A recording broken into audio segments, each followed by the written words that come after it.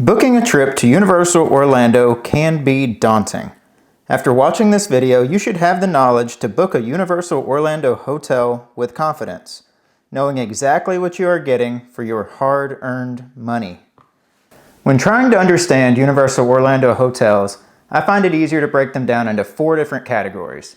For the sake of this video, I'm going to call those categories Budget, Preferred, Preferred Plus, and Premium.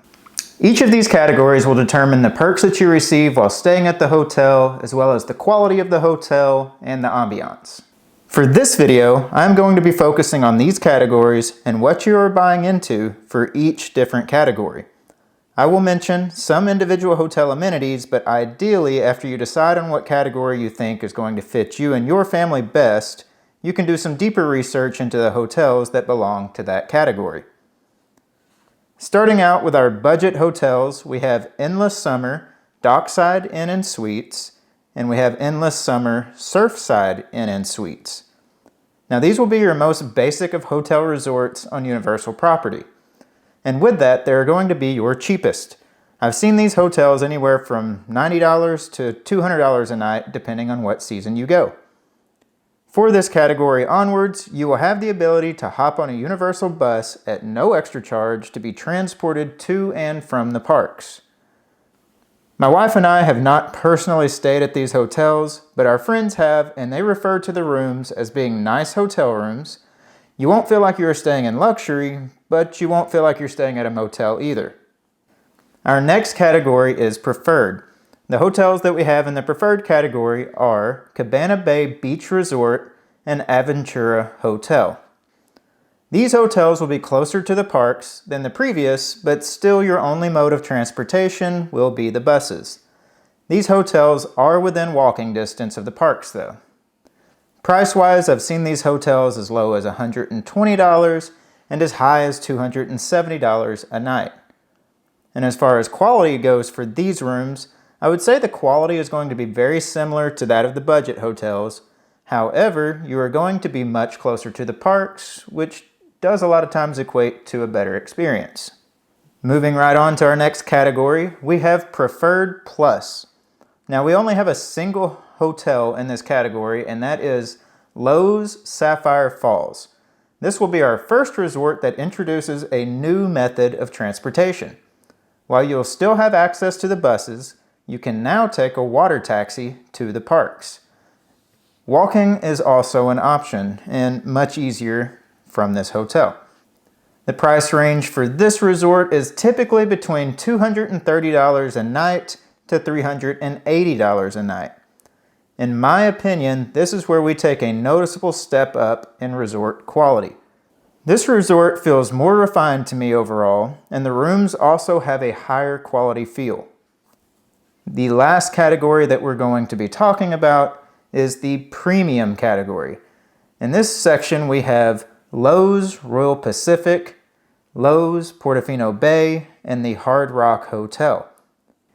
Each of these hotels will have the same methods of transportation as Sapphire Falls did, but the major upgrade for these hotels are in the amenities that you receive. When staying at any of the 3 premium hotels, each guest will receive an unlimited express pass for use at the parks. This can be a huge money saver. While it isn't as noticeable of a bump up from the budget and preferred to the preferred plus, the jump to premium does offer another upgrade in the way of luxury and quality. Now, let's look at some pros and cons to consider when looking at each of these different resort and hotels. The first thing that I like to consider is food. Naturally, as you go up in quality of the resort, your food options are also going to go up in quality. For your budget and preferred hotels, you are going to have more quick service food options than you are going to have sit-down restaurants available to you. Whereas from the preferred plus onward, you are going to have more quality sit-down food options than you are going to have quick service options. I feel like whether this is a pro or con or not is going to really be subjective to each person and what their preferences are. For my wife and I, we like to have nice sit-down meals, so we keep that in consideration when planning out our trips. Another thing to think of whenever booking these hotels are the activities. The lower tier resorts actually offer more activities and better pool and outdoor setups for the kids, in my opinion. While every resort will offer these things, the budget and preferred hotels offer more pools and more activities for kids at those pools. Now that kind of segues into our next category, which is kids. And due to the cheaper resorts offering more family-based activities, as well as just being more geared towards children, there will be more children at those resorts. Due to that, those resorts are going to be a little more rambunctious than the higher tier resorts are. Making a comparison to my wife and I again, it really just depends on what kind of trip you're planning on whether or not these are pros or cons for your trip.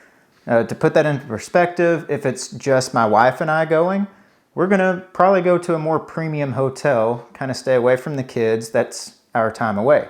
Now, if we're taking our daughter with us, we're probably gonna start looking at more of the preferred section. That way we can have more activities, more pools, more things that she is going to find entertaining, since that will be more of a her trip. Now, just real quick before we close things up, I want to mention a few caveats to the transportation methods that I mentioned earlier for a couple of the hotels. For the preferred hotels, while they do not technically have any transportation beyond the buses, they are within a close walking distance of Sapphire Falls, which does have the ferry boats. Now, with that being said, this is really only viable information when regarding the Aventura Hotel.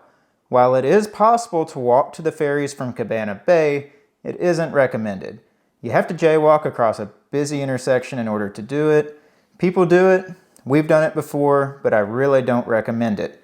It's dangerous, and if you think the ferry boats are going to mean that much to you, then I suggest just staying at one of the other resorts that offer the boats. As you can see, there is a lot of variation to consider when booking a Universal Orlando hotel. Hopefully after watching this video, you feel much more versed in the different categories of hotels and resorts that Universal has to offer. And hopefully you have an idea which ones might fit your family's needs the best. While that is all of the information I have regarding this topic, I highly recommend that you go check out some of our other videos to get more information on Universal Orlando, and we'll see you next time.